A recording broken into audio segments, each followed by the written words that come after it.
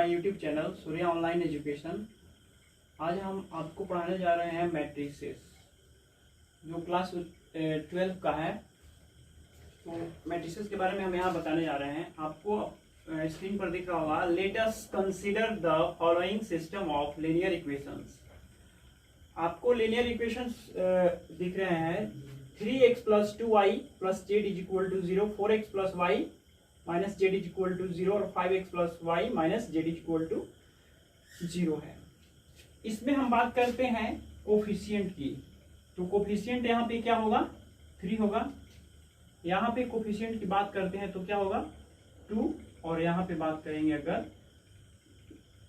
ये x y z variable है, और यहाँ पे हम आएंगे तो यहाँ पे हम बात कर रहे हैं कोफिशिएंट की, तो 4, यहाँ पे 1 और यहाँ पे -1। सबसे लास्ट वाले में आते हैं तो कोफिशिएंट की बात करें तो यहाँ पे 5 और यहाँ पे 1 और यहाँ पे -1। क्लियर है। अब यहाँ देखिए, ये जो कोफिशिएंट हमने निकाला, इसको हम यहाँ लिख रहे हैं 3, 2, 1 और यहाँ पर हो गया 4, 1, -1, 5, 1, -1। इसको आपने देखा हमने क्या करा है यहाँ पे, इसको ये आप ब्रैकेट दिख रहे होंगे यहाँ पे। इसको ऐसे भी हम लिख सकते हैं 4, 5, 2, 1, 1, 1, -1। ये जो आपको दिख रहा है ये रेक्टेंगुलर एरे, इसका मतलब ये होता है आयताकार सारणी। और ये आयताकार सारणी है जिसमें एक चीज मैं आपको बता रहा हूं, ये आपको लाइन अगर पूछा जाए तो ये लाइन क्या बोलिएगा आप, ये वर्टिकल है या हॉरिजॉन्टल, तो आप बोलिएगा ये क्या है, वर्टिकल है। ठीक है। और हॉरिजॉन्टल की अगर बात करें तो ये लाइन क्या है, हॉरिजॉन्टल है ना। ये हॉरिजॉन्टल है, ये लाइन, ये ऊपर वाला। ठीक है, उसके बारे में हम बता रहे हैं। और ये वर्टिकल है। तो यहां पर भी आपको ध्यान देना है, जो यहां पे ये दिख रहा है आपको, ये लाइन जो अभी मैंने बनाया, इसमें 3, 2, 1 दिख रहा है, तो ये रो है। और ये हॉरिजॉन्टल है, तो हॉरिजॉन्टल को यहां पे हम रो कहेंगे। तो ये भी रो हुआ, ये भी रो हुआ। तो नंबर ऑफ रोज कितने हुए, नंबर ऑफ रोज 3 हुए। और कॉलम की बात करें, वो वर्टिकल जो होता है, ये जो वर्टिकल होता है ये कॉलम है। ये नंबर दिख रहे हैं, ये वर्टिकल, ये वर्टिकल और ये वर्टिकल। तो कॉलम की बात करें अगर, तो वो भी कितने हैं, उनकी संख्या कितनी है, 3 है ना। तो वही बात है। तो ये रो हो गए और कॉलम, ये आप क्लियर समझ गए कि रो क्या है और कॉलम क्या है। और यहाँ पे मैं बता दूं, ये जो आपको दिख रहा है, ये जो ब्रैकेट में आपको दिख रहा है, ये आयताकार सारणी जो आपको दिख रही है, जिसको, और ये जो अंदर है, ये सारे एलिमेंट्स है। क्या है ये सारे एलिमेंट्स है। ये मैंने आपको समझाने के लिए बनाया था कि रो कौन सा रो है, कौन कॉलम है। फिर से इसको ऐसे ही कर देते हैं हम। ठीक है।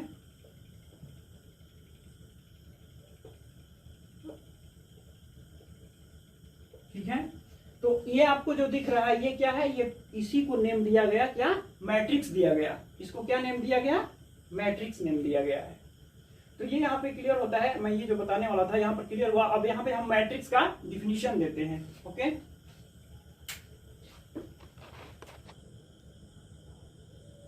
अब यहाँ पर देखिए, डिफिनीशन ऑफ मैट्रिक्स आपको मैं बताने जा रहा हूं। Matrix is an ordered rectangular array, यानी आयताकार सारणी, जो इससे पहले मैंने आपको दिखाया, ऑफ रियल और कॉम्प्लेक्स नंबर्स और फंक्शंस इन हॉरिजॉन्टल, हॉरिजॉन्टल भी बताया आपको, हॉरिजॉन्टल ऐसे होगा। ठीक है। And vertical lines called rows and columns respectively. तो यहाँ पे हम ले लेते हैं, दिखाते हैं आपको। जैसे 1 2 3 4 6 7 1 1 1।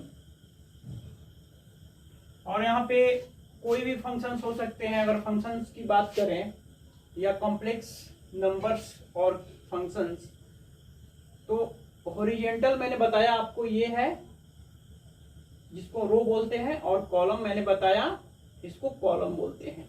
यहाँ पर जो है इसको ऐसे लिखते हैं m इंटू एन, यानी कि m रोज एंड n जो है कॉलम। तो यहाँ पे आपको दिख रहे हैं जो रो की संख्या है कॉलम की संख्या दोनों इक्वल है। तो अगर इसकी ऑर्डर की बात करें तो इसका ऑर्डर क्या है होगा, ऑर्डर इसका 3 होगा। 3 ऑर्डर का ये मैट्रिक्स है, 3 इंटू 3 का। तो ये था डिफिनीशन ऑफ मैट्रिक्स। और इसमें अगर मैट्रिक्स को डिनोट करने की बात करें तो यहाँ पे मैं लिख दे रहा हूं, matrices are usually denoted by capital letters। Capital letter से हम मैट्रिक्स को डिनोट करते हैं। जैसे यहाँ पे अगर ये मैट्रिक्स है तो ये ए इज इक्वल टू ये, तो ये कैपिटल लेटर से डिनोट करते हैं। ए ले सकते हैं आप, बी ले सकते हैं, या फिर सी ले सकते हैं।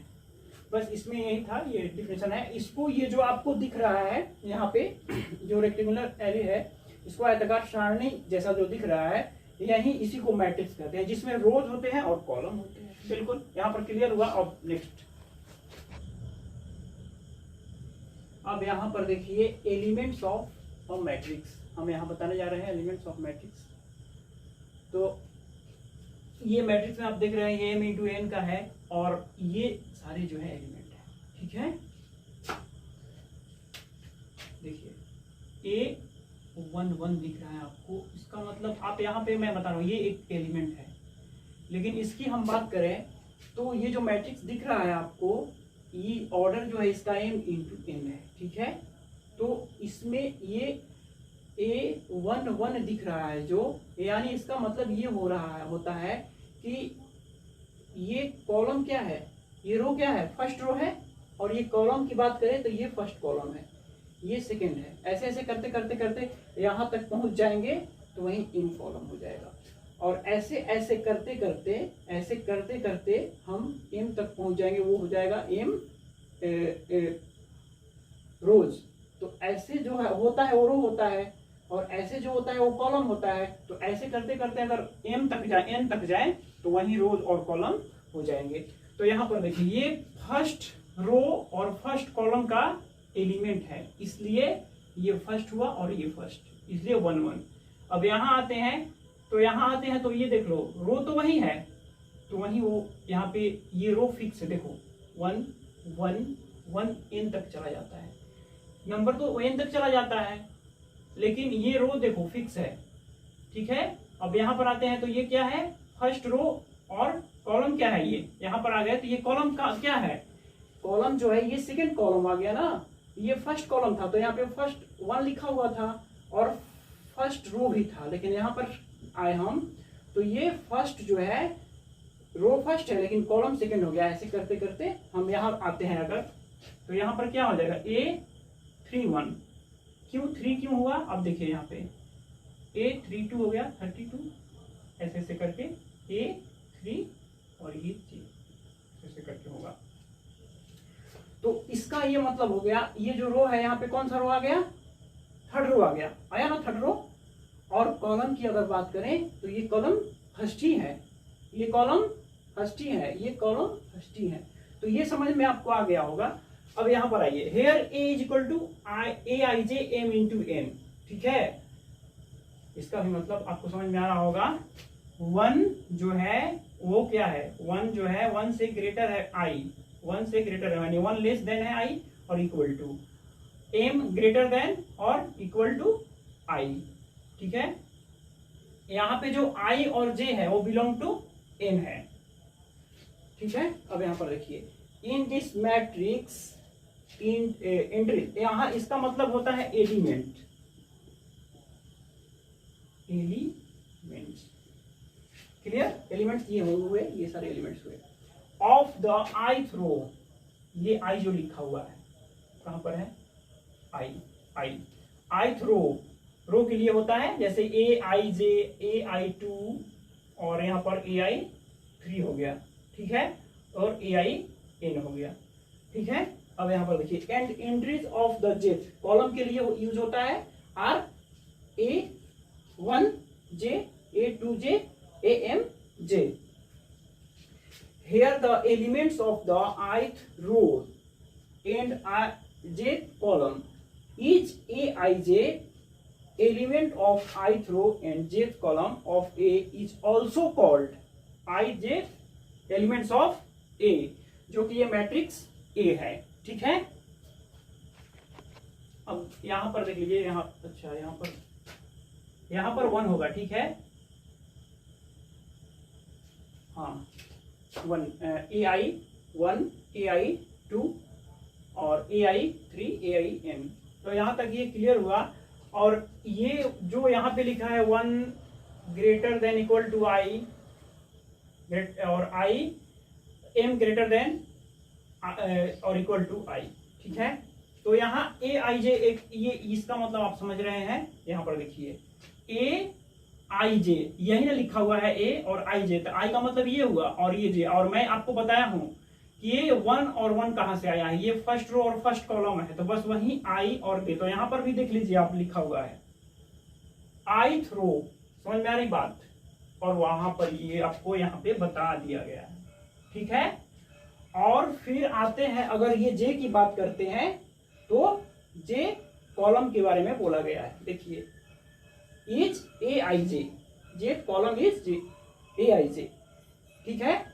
अब देखिए ये 1 से इक्वल है, तो यहाँ पर इक्वल दिख रहा है ना आपको आई, और यहाँ ग्रेटर देन एम, ऐसे करते करते एम जाएंगे तो एम तो बड़ा होगा ना, एम तो बड़ा होगा ना, बस वही चीज यहाँ पर दिखाया गया। अगर एन यहाँ पर दिखा रहा है इक्वल टू और बड़ा होगा, ग्रेटर होगा आई से, तो वो भी देखिए इधर हम जाते हैं तो वो एन आता है ना, समझ में आ रहा है बात, बस वही है।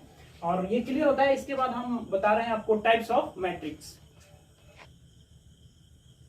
यहां पर देखिए टाइप्स ऑफ मैट्रिसेस में पहला जो है मैं आपको बताने जा रहा हूं स्क्वायर मैट्रिक्स। और matrix having equal number of रोज, बताइए आपको रो और कॉलम के बारे में।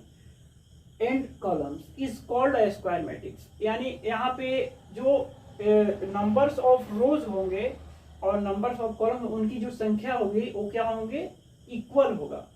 और ऐसे ही अगर बात करें, if the matrix A has n rows and n columns it is said to be a square matrix, ठीक है, of order n into n, यानी n का ऑर्डर होगा, तो इसकी ऑर्डर की बात करें simply a square matrix of order n होगा।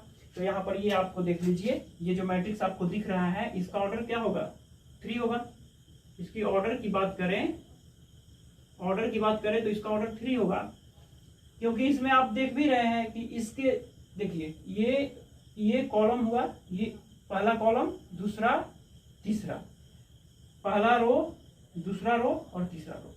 तो आपने क्या देखा, रो और कॉलम भी है इसमें सेम है। तो इस तरह से इसका डेफिनेशन क्लियर हुआ। अब सेकेंड नंबर में हम बता रहे हैं आपको